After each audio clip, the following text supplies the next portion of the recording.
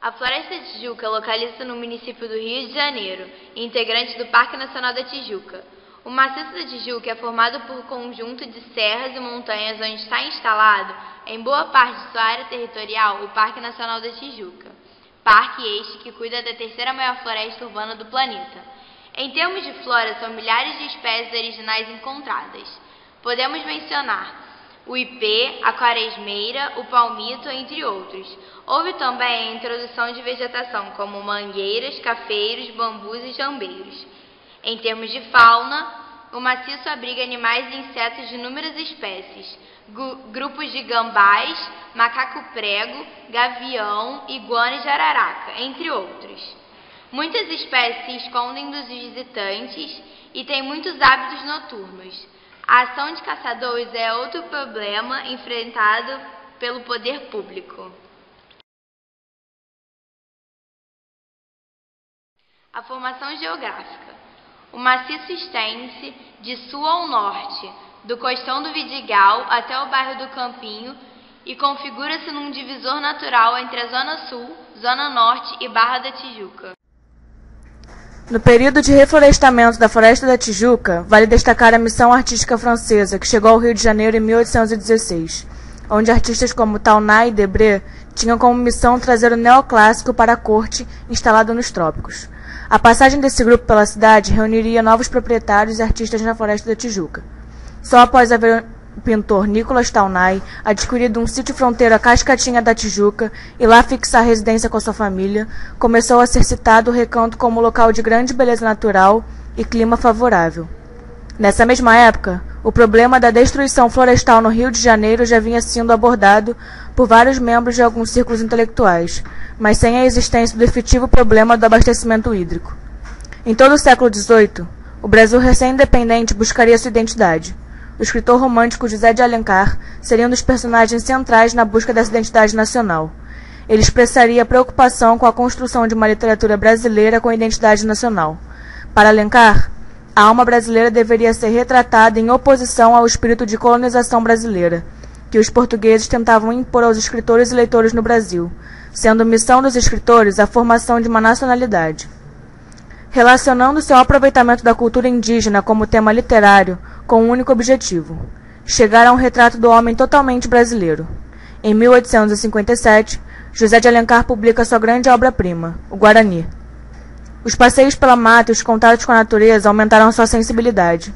Então, em 1872, José de Alencar lança Sonhos de Ouro, um romance que tem como cenário principal a Floresta da Tijuca. O livro se abre anunciando as belezas da Tijuca, com a frase: "O sol ardente de fevereiro dourava as lindas serranias da Tijuca." No livro, ao procurar definir uma identidade e um lugar tanto para a cidade do Rio de Janeiro quanto para o Brasil, elevou a paisagem da Tijuca ao mesmo patamar daqueles de países europeus, bem como as ações de seu povo como sujeitos na construção de símbolos culturais que marcassem o imaginário brasileiro. Para José de Alencar, o trabalho de reflorestamento representaria uma viva imagem da loucura humana, que devastava para depois refazer à custa de anos, trabalho e dispêndio de grande cabedal, o que destruiu em alguns dias pela cobiça do lucro insignificante, condenava a destruição da natureza pelo desejo do lucro, batia contra o homem civilizado.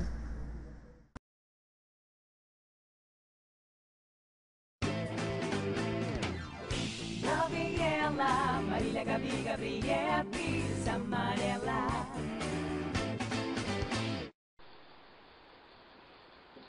Ele é matemático e fez vários livros didáticos e criou o Triângulo 3, 4, 5. Eu estou aqui com ele hoje, Pitágoras, mais conhecido como Pitibitoca. Tá parecendo Agostinho Carrara. Pitágoras. Tudo bem com você, Pitágoras? Tudo ótimo. Tudo ótimo, né? Eu fiquei sabendo que você foi ao passeio do Pico da Tijuca e eu queria saber algumas informações matemáticas, assim, se você sabe bem, tá sabendo legal sobre o assunto. Pitágoras, quantos hectares tem mais ou menos assim o Parque da Tijuca? Aproximadamente 3.200 hectares. Muito bom, então você está afirmando que tem. Acabei de falar. Um cavalo na tela também. Pitágoras, quantos metros de altitude assim tem o Pico da Tijuca? 1.021 metros. 1.021 metros? É algo realmente muito alto, né? Muito alto. Quantos metros de extensão assim tem mais ou menos o pico, Pitágoras? 2.600 metros de pura grossura. Genial. Pitágoras, assim, eu queria falar, as pessoas que foram, os alunos, os professores do Legrand que foram no passeio, me falaram que lá tinha uma escada, uma escadaria. Me conta mais sobre a escadaria, como é que é? Dá medo essa escada? A escada possui 117 degraus. E temos que nos segurar numa corrente que possui 120 metros. 120 metros de corrente? Mas como é que é? As pessoas ficavam com medo de É bem grande. descer essa escada? É bem grande. É bem. Agora, Pitágoras, assim, um bate-bola, jogo rápido, assim, a área do quadrado. Lado vezes lado. A área do triângulo. Base vezes altura sobre 2. E assim, a área do octógono. Isso aqui é matemática ou UFC, pô? Beleza. Ele é professor, tem um passado condenador e nas horas vagas ele é cover do N-Sync. Eu falo aqui com Augusto, o flamenguista mais enrustido do Legrand. Augusto, tudo bem? Oi, minha querida, tudo bom? Obrigada por ter me convidado, viu? Tô muito feliz de estar aqui, muito feliz. Tá bom. Professor Augusto, é sabido que o Colégio Legrand fez um passeio ao Sim. Pico da Tijuca. E eu queria saber de você, sim, algumas coisas de química envolvidas no passeio. Por exemplo, se todas as pessoas, elas sentem os efeitos, assim, da altitude maior, porque o Pico da Tijuca tem 1.000 e não sei quantos metros. As pessoas sentem esses efeitos negativos da altitude, Augusto? Sim, realmente é um pico muito alto, mas não é possível prever se todos terão uma adaptação dos sintomas iguais, porque depende do organismo da pessoa, de como ela se fixa ao local, de como ela sente a altitude, de como ela está preparada fisicamente. Muito interessante. Augusto, mas agora uma outra pergunta, também relacionada com química. Augusto, qual o tipo de substância que a gente pode ingerir antes para evitar esses efeitos negativos da altitude? Bom, então, alguns tipos de substância que os médicos Por quê? nos sugerem é o Diamox, que ajuda a metabolizar o efeito da altitude. Mas outros médicos em diferentes lugares não gostam de receitar muitos remédios, apenas pedem que a pessoa tome um pouco de aspirina, tome café e chá de coca. Ah, eu entendi. E Augusto, você pode me falar alguma coisa assim, a mais sobre química? Qual a fórmula molecular, substância, ou sei lá o que, desses remédios aí que você... Sim, o seu nome químico é acetazolamida, possui uma fórmula química de C4H6N4O3S2 com um peso molecular de 222,24. Realmente, essas informações são informações que realmente modificam a nossa vida, Ele é professor, tem uma estatura um tanto quanto desavantajada, faz do seu corpo formas de expressar suas opiniões, suas ideias. Estou aqui com ele hoje, Caduda. Tudo bem, Caduda? Tudo ótimo. Caduda, sim, é sabido que o Colégio Legrand fez um passeio pro Pico da Tijuca, muito alto, né? E eu queria saber, assim, de você algumas informações básicas, assim, por exemplo, a origem, de onde vem o nome Pico da Tijuca? Pico quer dizer uma coisa alta, né?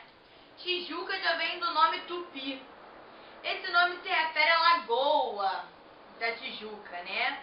Que, na verdade, a Tijuca é um pântano. Era um pântano.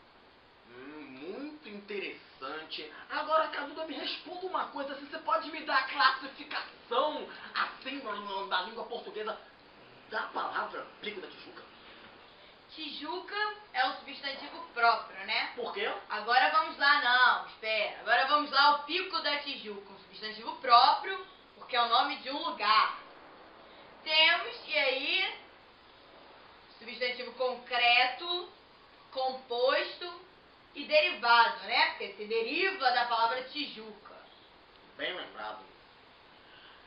Depois dessas informações esclarecedoras aqui sobre a classificação da língua portuguesa da palavra Pico da Tijuca, Caduda, você pode mostrar assim pra gente, ou dizer o que significa essas tatuagens todas aí no seu corpo? Essa aqui, ha. E essas daqui, você vai no Google e pesquisa. Ela é indígena e eu não sei por que eu estou entrevistando ela, afinal ela não esteve presente no passeio, mas ela vai falar um pouco pra gente sobre história do Parque Nacional da Tijuca. Jamilíndia, tudo bom com você, Jamilíndia? Tudo bem. Gostei desse tudo bem. Jamilíndia, me conta um pouquinho mais assim sobre a história do Parque da Tijuca, assim, por que ele foi criado. Me conta um pouco da história assim do parque. Bom, o parque foi criado devido a uma grande seca que esteve no Rio de Janeiro. Foi plantado por meia dúzia de escravos a mandato do governo. A região era de domínio indígena, onde revitalizavam tribos tupis e tamoí, sem, entretanto, alterações maiores na paisagem das montanhas, pois viviam elas em espaços abertos à beira-mar e nos vales dos rios. Quer dizer que você teve que sair do lugar onde você morava, Jamilíndia? Isso não é legal. Jamilíndia, agora me fala uma coisa assim, em que ano de fato foi criado o Parque Nacional da Tijuca, assim, pra gente saber, curiosidades aqui. Em 1961, foi criado o Parque Nacional do Rio de Janeiro. Como falei antes, começou a ser plantado pelos escravos no século XVIII. Jamilíndia, eu estive conversando com um professor de história, o Rafael, o anão do jardim, e ele andou me falando assim que teve que ter desapropriação, uma coisa assim, tirar pessoas de terra. Como é que foi isso? Tinha engenho ali na época, não tinha? Me explica um pouquinho mais sobre esse assunto aí, tá? Nota-se que em 1590 haviam 6 engenhos de cana-de-açúcar na região. Em 1728, o número subiu para 32. Em 1797, existiam 120 engenhos, devido à desapropriação de vários engenhos. Agora nós estamos um pouquinho mais informados sobre a história do Parque Nacional da Tijuca, que foi inclusive criado pelo Dom Pedro II. Criado não, mandado os escravos fazerem. Agora, você me fala uma coisinha que eu queria saber. Me fala assim dos pontos, das atrações turísticas, do que as pessoas podem fazer quando chegam a Jamilíndia. Bom, seus pontos pitorescos, mirantes e matos são atrativos sempre procurados pelos turistas nacionais e de outras terras. E disso se beneficiam o comércio e a indústria e as atividades de prestações de serviços locais. Maravilha, gente, eu estive aqui com ela hoje, uma pessoa maravilhosa, Jamilíndia.